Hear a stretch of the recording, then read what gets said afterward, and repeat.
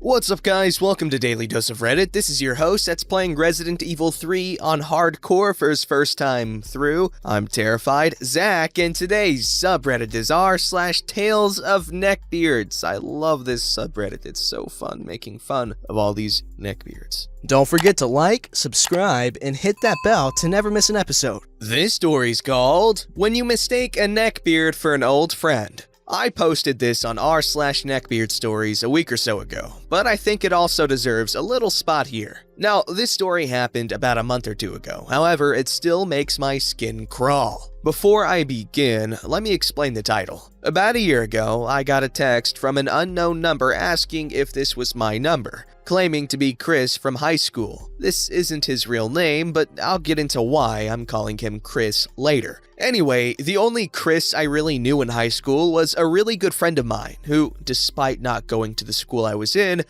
a friend group with me outside of school. The lot of us were so inseparable that we even had a little private site to keep in touch. Naturally, I was excited to see that he was trying to reach out to me and possibly try and reconnect again. So I confirmed that it was me. This would later bite me in the ass. While he was the one who usually initiated the conversations, we would have conversations via text once he did. One day, he said that he had gotten me some keychains of ghost-type Pokemon at our city's yearly anime convention, which is my favorite Pokemon type of them all. I was surprised that he was still going to cons, since back in high school, we would either go with at least 4 people in our group or not go at all. But I figured that he might have found another group or I was just stuck in the past. He said at some point in the future, he wanted to give them to me in person. However, I never could find any room in my schedule for us to meet up. That, and for some reason, I was really nervous. I had a crush on Chris back then, so that might be a factor. I was, and still am, a bit shy, so that might have been why. Or it might have been because my gut was telling me that something was wrong. Fast forward to around the time the Sonic movie came out. I got a text from Chris asking me if I wanted to see it with him. Since I'd heard surprisingly good things about it, and the fact that I'm gamer trash, I agreed. But then the same feeling popped up again. It was as if I didn't want to go alone with him. So, deciding to act on it, I told him that I was going to invite my friends and introduce him. Half because I wanted to be safe, and half because I also was truthfully wanting to introduce some of my current friends to one of the friends in my former friend group. However, once I told him that, something about his text saying, "Oh, okay," seemed like he was kind of disappointed, you know? Well, fortunately, one of my current friends, who I'll call John, was free the day Chris and I agreed to go. So now I was definitely feeling better. Now to the day of the movie. I arrived looking for the Chris I knew at the theater. I knew that he would look different, but that I would recognize him regardless. However, I couldn't find who I was looking for anywhere. I texted him asking where he was, and I got a reply saying that he was outside the theater. And so,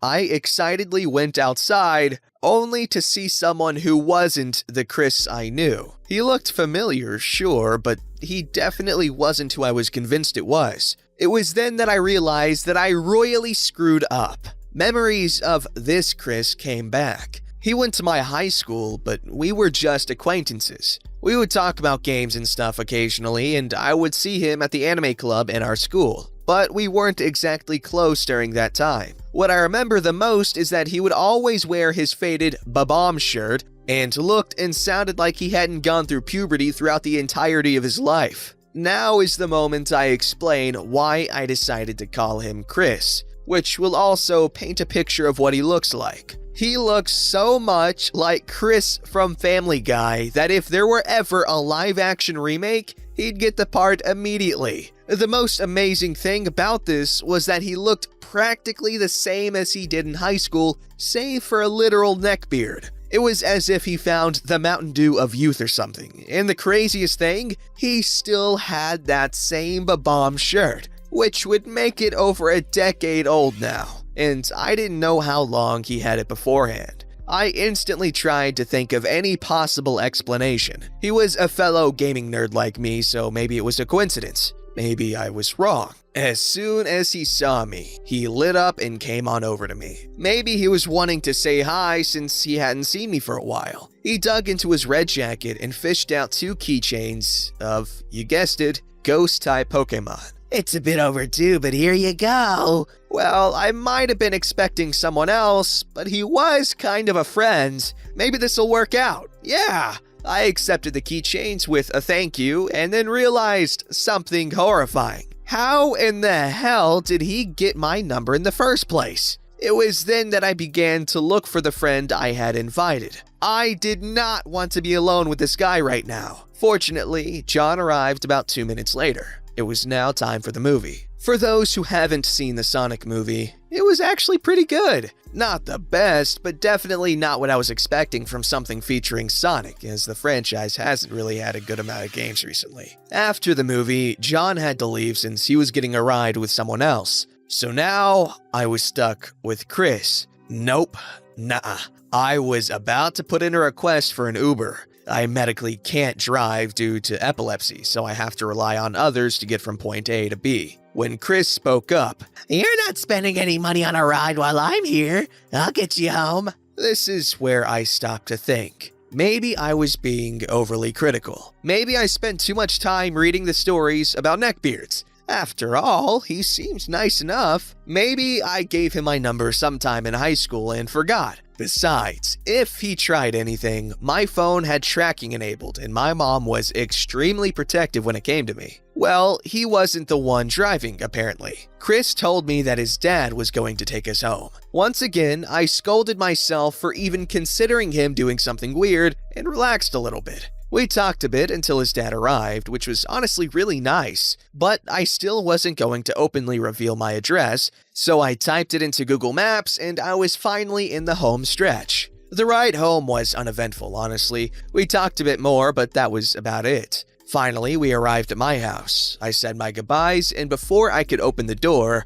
Chris rushed out of his side to open it for me. Weird, but what he said next made me laugh. As soon as he opened the door, crap you not, he literally said, "M'lady," as he gestured outwards. This caused me to bust out laughing because I honestly thought he was joking with me. But when I did, he looked genuinely confused. Weird, but okay. Once I got to my house, I fished around for my keys since my mom wasn't home from her friends yet. Unfortunately, I forgot something very important. A few weeks ago then, I had went to Bali. My mom gave my house key to my neighbor so that they could put our mail and stuff inside our house, so as of right now, I was locked out. Seeing that I hadn't gone inside my house yet, I heard Chris's dad say from the car, "Go out there and be with her." This was enough for Chris to be encouraged to meet up with me on the porch while I was texting my mom the situation. When I got a response saying that she would be there in about 10 minutes, I explained that everything was fine and that he could go. Nope, he insisted on waiting with me because it was cold out.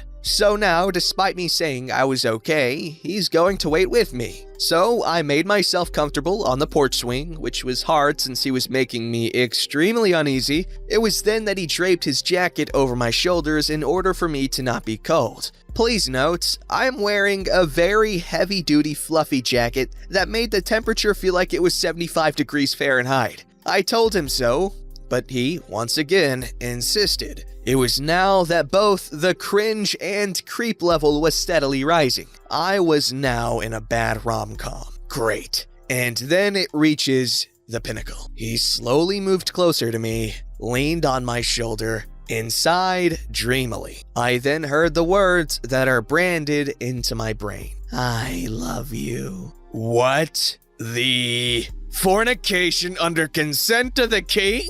I barely knew the guy in school. We hadn't seen each other since 2011, and he just said that he loves me. I then saw my saving grace in the distance. My mom. This gave me the excuse to hand him back his jacket, get up, and wait by the front door. After my mom arrived and dragged my suffering on by chatting with Chris a little bit, we said our goodbyes and I rushed inside. Since then, I haven't really talked to Chris aside from one-word answers to texts rather than conversations. In hindsight, I think he planned for this entire thing to be a date between us, which is why he was so disappointed when I said I was going to see if my friends wanted to come. I'm grateful for John for being able to come, to say the least. I've had some extremely minor encounters with neckbeards, but this one is definitely one of the ones that I'll never erase from my mind. Update: after replying to a comment about how he got my number, I remembered that I had emailed one of my best friends about the situation. They were both in classes together, and I decided to ask if she at some point gave my number to him back then or recently. She replied saying that she didn't even have my number due to a phone change, and that even if she did, she wouldn't just give it out like that. When I told her what happened, she told me that Chris did the exact same thing in terms of giving her gifts and being clingy. She explained that he was really insistent on her accepting his gifts, and that what happened to me sounded similar to what happened to her. This got me thinking, which led me to this conclusion. In school, my friend and I both looked vaguely like each other. However, I'm a brunette and she's blonde with shorter hair than mine. Our personalities were also really different, with me being the more confident while she was shy. Despite this, we look alike in specific ways, so either Chris was using me as the second option for my friend, or my friend was the second option for me back in high school. I might be overthinking it, but when you hear all of that, then you get a bit suspicious about intentions. Okay, this definitely is a lot more tame compared to some of the other neckbeard encounters stories that we've read. And I wouldn't say this guy did anything overtly bad. Like, there's nothing wrong with trying to, get with a girl and having feelings, or what you think are genuine feelings for a girl. However, there are correct ways to go about this, and there are incorrect ways to go about this. This definitely falls in the latter. Oh God. His dad was encouraging him to. Again, don't give up, just learn to be socially aware, please, man. You got this, Chris, you got this. This story's called I Punched a Neckbeard and Don't Regret It. Okay, this will be a long one, so get comfy. Story starts at the beginning of high school, when I met our neckbeard. We'll call him Jay. He was a classical neckbeard, a very big guy with greasy hair, neckbeard, and a weird sense of style. And he smelled really bad. I'm a very extroverted person, and I knew almost everyone in school. But he really didn't want to talk to my friend group. It looked like he didn't like us. It all changed in spring, when I started going really early to school to squeeze in an early practice, since I was preparing for an important boxing match. So when I would finish and go to the classroom, he was the only one there. I was very friendly with him, and we eventually found common interest: anime. I liked watching it, and even though I wasn't as obsessed as him, he was really happy about it. So we would talk about it every morning until the rest of the class came. Then he would retreat to his seat and be quiet. After some time, I noticed he would come to the bleachers even earlier, and he would watch me run and do exercises. I found it a bit weird, but didn't pay much attention until one morning he saw I was running with a guy from senior year. He asked me later if he was my boyfriend, and he sounded very pissed. I said no, he was just a friend, which was true. But he didn't believe me, since he was a very handsome guy with tons of literal fangirls around the school. But I didn't really care to explain myself to him. He would also come to my after-school practice to watch, which was starting to be a bit annoying. Him following me around, but not being friendly around my friends. In sophomore year, I started training even more intensely, and didn't really have time to talk to him before or after class, but he did start messaging me and saying how cool I was and different because I'm very masculine and have very short hair, and because of liking anime and video games. I really didn't like that because a lot of girls are like that, and it made me feel uncomfortable when he called me a goddess. I told him that, but he never really stopped, even though I rarely replied to his messages.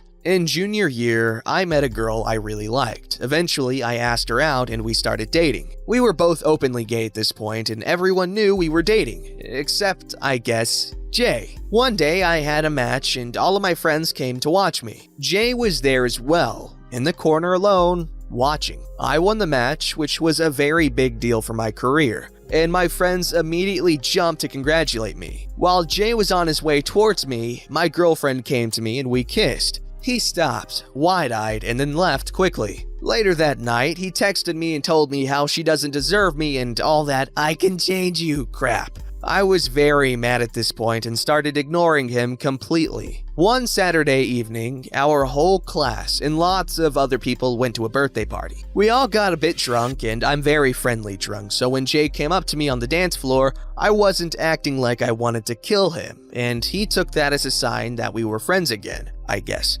After some dancing, I went to the sofa to sit with my friends, with my girlfriend on my lap, and that was when he disappeared. We all thought he went home early since he didn't like parties, but God, were we wrong. I had to use the restroom, which was outside, and my girlfriend was waiting for me in front. When I came out, I saw her about 20 meters away, with him all about her. She was trying to move away from him, but he wouldn't let her. I quickly started moving towards them, and that's when he grabbed her wrist and waist very tightly, and she screamed. That was when I lost it. I stomped him and punched him right in the face, and trust me, I punch really hard. He fell to the ground with his hands on his nose, which was bleeding intensely. My girlfriend pulled me away, and we went home soon after that. His face was blue for days after that, and he never came near me or my girlfriend again. He's still very much a neckbeard, even worse since he got very perverted. But no one talks to him in school since they all heard what happened that night. I'm really not an aggressive person, and I never punched someone before or after that outside of the ring. But God, I really don't regret it.